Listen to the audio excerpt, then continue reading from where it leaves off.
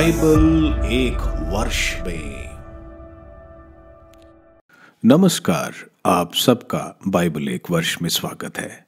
आप सब ने जो कदम उठाया है प्रभु के वचन सुनने के लिए, यह हमारे जीवन के अंधेरों को दूर करेंगे और हमें प्रभु के प्रकाश में चलाएंगे।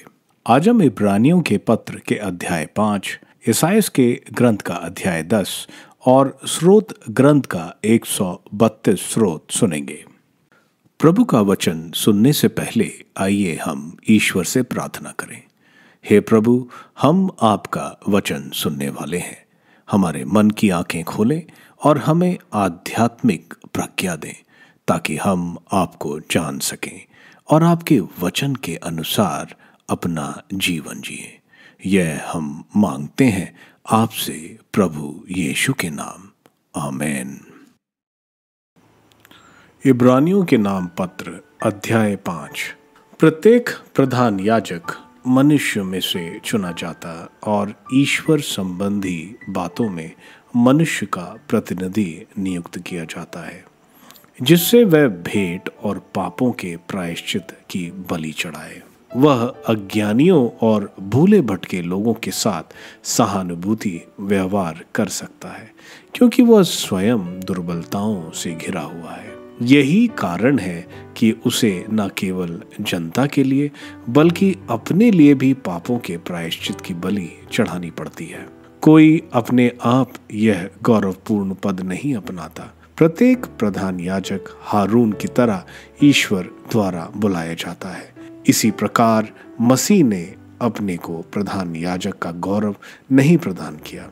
ईश्वर ने उनसे कहा, तुम मेरे पुत्र हो, आज मैंने तुम्हें उत्पन्न किया है। अन्यत्र भी वह कहता है, तुम मेलकिसेदेक की तरह सदा पुरोहित बने रहोगे। मसीह ने इस पृथ्वी पर रहते समय पुकार पुकार कर और आंसू बहाकर ईश्वर से, जो उन्हें मृत्यु से बचा सकता था, प्रार्थना और अनुनय विनय की। श्रद्धालुता के कारण उनकी प्रार्थना सुनी गई। ईश्वर का पुत्र होने पर भी उन्होंने दुख सहकर आज्ञा पालन सीखा। वह पूर्ण रूप से सिद्ध बनकर और ईश्वर से मेलकिसेदेक की तरह प्रधान याजक की उपाधि प्राप्त कर उन सब के लिए मुक्ति के स्रोत बन गए जो उनकी आज्ञाओं का पालन करते हैं। आप धर्म और विश्वास में उन्नति करें। इसके संबंध में हमें बहुत कुछ कहना है। वह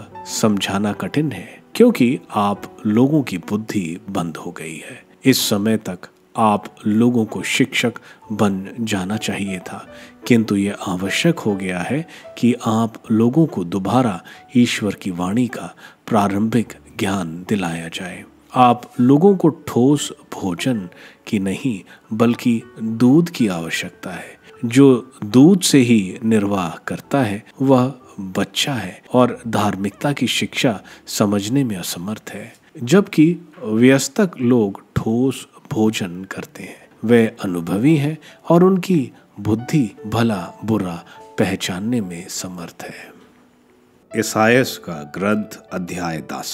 यूदा के नेताओं को अभिशाप। धिक्कार उन लोगों को जो अन्यायपूर्ण कानून पारित करते और अत्याचार को विधि सम्मत बनाते हैं। वे दरिद्रों के अधिकार छीनते और पद दलित जनता को न्याय से वंचित करते हैं। वे विधवाओं को अपना शिकार बनाते और अनाथों को लूटते हैं। तुम दंड के दिन क्या करोगे जब विपत्ति दूर से आ पड़ेगी? तुम सहायता के लिए किसके पास दौड़ोगे? तुम अपनी संपत्ति कहाँ रखोगे? तुम बंदी बनकर गर्दन झुकाओगे या युद्ध में खेत रहोगे? फिर भी उसका क्रोध शांत नहीं होता, उसका हाथ उठा रहता है। असुर का दंड।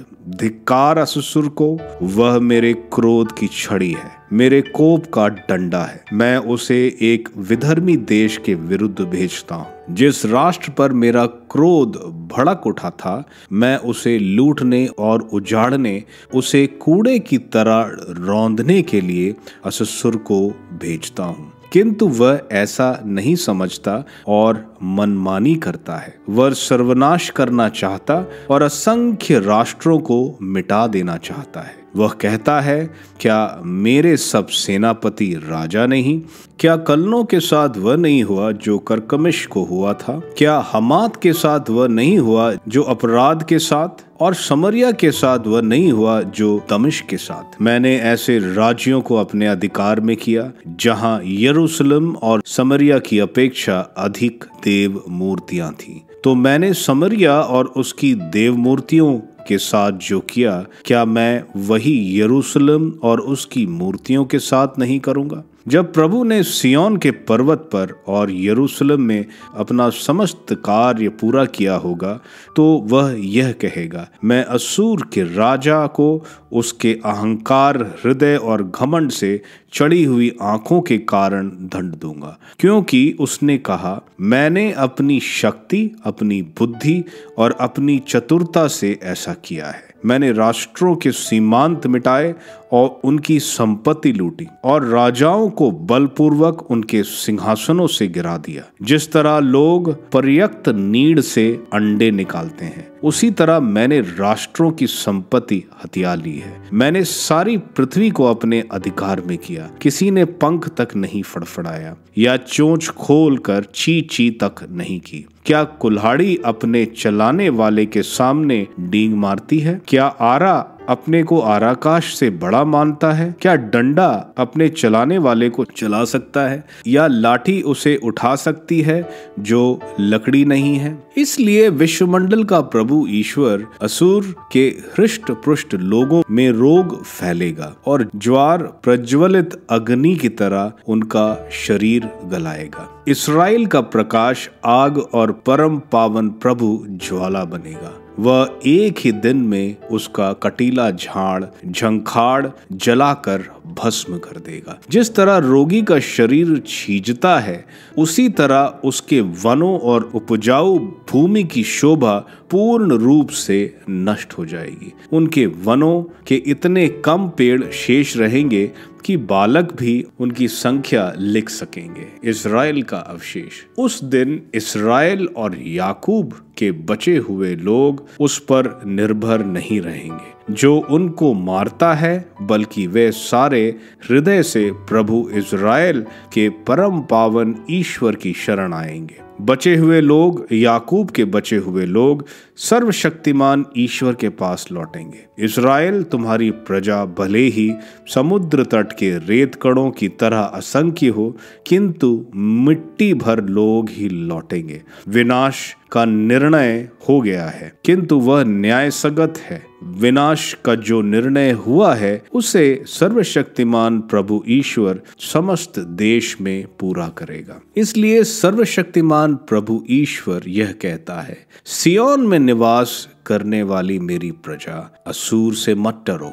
जो तुमको लाठी से मारता है और मिस्र की तरह तुम पर डंडा उठाता है। बहुत थोड़े समय के बाद तुम पर मेरा क्रोध समाप्त हो जाएगा और तब मेरा क्रोध अश्शूर का विनाश करेगा। सर्वशक्तिमान प्रभु उसे कोड़े लगाएगा, जिस तरह उसने ओरोब की चट्टान के पास मिदियन मारा था, और वह समुद्र पर अपना डंडा उठाएगा जैसे कि उसने मिस्र में किया था। उस दिन अश्शूर का बोझ तुम्हारे कंधे से उतरेगा और तुम्हारी गर्दन जुए से मुक्त होगी। अश्शूर का आक्रमण। वह आयात पहुंचता है, मिग्रोन पार करता और मिक्शाश से रसद रखवाता है।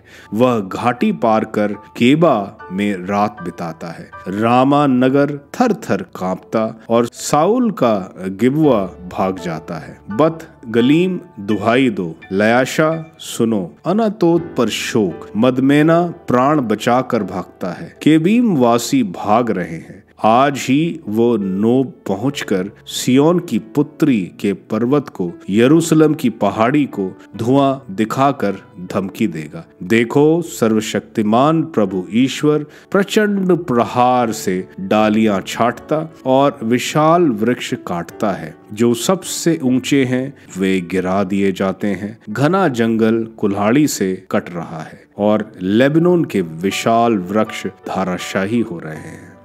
स्रोत ग्रंथ 132। मंदिर में मंजूषा का प्रतिष्ठान। तीर्थ यात्रा का एक गीत। प्रभु दाऊद को याद कर और उसके समस्त कष्टों को, प्रभु के सामने उसकी शपथ को, याकूब के शक्तिमान ईश्वर के प्रति उसकी मन्नत को। मैं अपने घर में प्रवेश नहीं करूँगा, अपनी शैया पर विश्राम नहीं करूँगा, अपनी आँखों में नींद नहीं आने दूंगा, अपनी पलकों को झपकी लेने नहीं दूंगा, जब तक कि मैं ईश्वर के लिए स्थान न पाऊं, याकूब के शक्तिमान प्रभु के लिए निवास। हमने एफ्राता में मंजूषा के विषय में सुना और उसे यार के मैदान में पाया। हम प्रभु के आवास को चले, हम उसके पावदान को दंडवत करें। प्रभु, तू अपनी तेजस्वी मंजूषा के साथ अपने स्थायी आवास को चल। तेरे याजक धार्मिकता के वस्त्र धारण करें, तेरे भक्त आनंद के गीत गाएं। अपने सेवक दाऊद के कारण अपने अभिषिक्त को ना त्याग। प्रभु ने शपथ खाकर दाऊद से प्रतिज्ञा की है, वह अपना वचन भंग नहीं करेगा। मैं तुम्हारे वंशजों में से एक को तुम्हारे सिंहासन पर बैठाऊंगा। यदि तुम्हारे पुत्र मेरे विधान पर चलेंगे और मेरे दिए हुए नियमों का पालन करेंगे, तो उनके पुत्र भी सदा सर्वदा के लिए तुम्हारे सिंहासन पर बैठेंगे। क्योंकि प्रभु ने सिय्योन को चुना और अपने निवास के लिए चाहा। यह मेरा स्थिर स्थायी निवास है, मैं यहीं रहूंगा, क्योंकि मैंने सिय्योन को चुना है। मैं यहाँ के निवासियों को भरपूर भोजन प्रदान करूंगा। मैं इसके दरिद्रों की रोटी देकर तृप्त करूंगा। मैं इसके याजकों को कल्याण के वस्त्र पहनाऊंगा, इसके भक्त जन उल्लास के गीत गाएंगे। मैं यहाँ दाऊद के लिए एक शक्तिशाली वंशज उत्पन्न करूंगा, अपने मसीह के लिए एक प्रदीप जलाऊंगा। उसके शत्रुओं को लज्जित होना पड़ेगा, किंतु उसके मस्तक पर मेरा मुकुट शोभायमान होगा। इब्रानियों के पत्र के अध्याय 5 में मुख्य पुरोहित के बारे में बताया जा रहा है। यहूदी प्रार्थना शैली में यौम कपूर वाले दिन मुख्य पुरोहित सारे इज़राइल के पाप क्षमा के लिए बलि चढ़ाते हैं। लेकिन मुख्य पुरोहित इंसान है, तो सबसे पहले वो अपने पाप क्षमा के लिए बलि चढ़ाते हैं, फिर सारे राष्ट्र के लिए। लेकिन हमारे मुख्य पुरोहित प्रभु यीशु तो निष्पाप हैं, जो इन इंसानी मुख्य पुरोहितों से ऊपर हैं। प्रभु को मेलकिसेदेक से बोला जा रहा है। अब्राहिम ने मेलकिसेदेक को प्रणाम किया और मेलकिसेदेक ने इब्राहिम को आशीर्वाद दिया, यानी मेलकिसेदेक इब्राहिम से बड़े थे। आगे प्रभु यीशु के पीड़ा सहन जो गेत्सेमनी में और क्रूस पर प्रभु ने सहा, उसके बारे में बताया जा रहा है। प्रभु ने सामना किया कि कितना मुश्किल है आज्ञाकारिता, क्योंकि बड़े मुश्किल परिस्थिति मृत्यु के सामने भी प्रभु ने पिता परमेश्वर की आज्ञा मानी।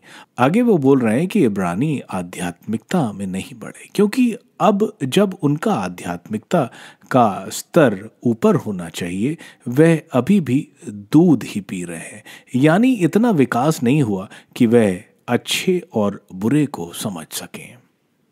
ईसाइयाह के ग्रंथ के अध्याय 10 में ईश्वर दुष्ट राष्ट्रों पर सजा दे रहे हैं, उसकी बात कर रहे हैं। इस अध्याय में असीरिया के साम्राज्य पर अपना क्रोध ईश्वर कर रहे हैं। साथ ही बता रहे हैं कि एक भाग इज़राइल का जो ईश्वर पर भरोसा रखेगा वह बचाया जाएगा। स्रोत ग्रंथ का 132 स्रोत एक शाही स्रोत है, जो दाऊद द्वारा आर्क ऑफ द कवनेंट को एक जगह बनाने और ईश्वर की प्रतिज्ञा कि दाऊद का वंश सदा सदा चलता रहेगा। आप सबको धन्यवाद ईश्वर के वचन सुनने के लिए। मैं आपसे विनती करता हूं कि आप बाइबल एक वर्ष में को दूसरों के साथ शेयर करें, क्योंकि प्रभु का वचन स्वयं प्रभु यीशु है। प्रभु को दूसरों को देने वालों को प्रभु की आशीष जरूर मिलेगी। मैं आप सबका बड़ी बेसब्री से कल इंतजार करूंगा। धन्यवाद।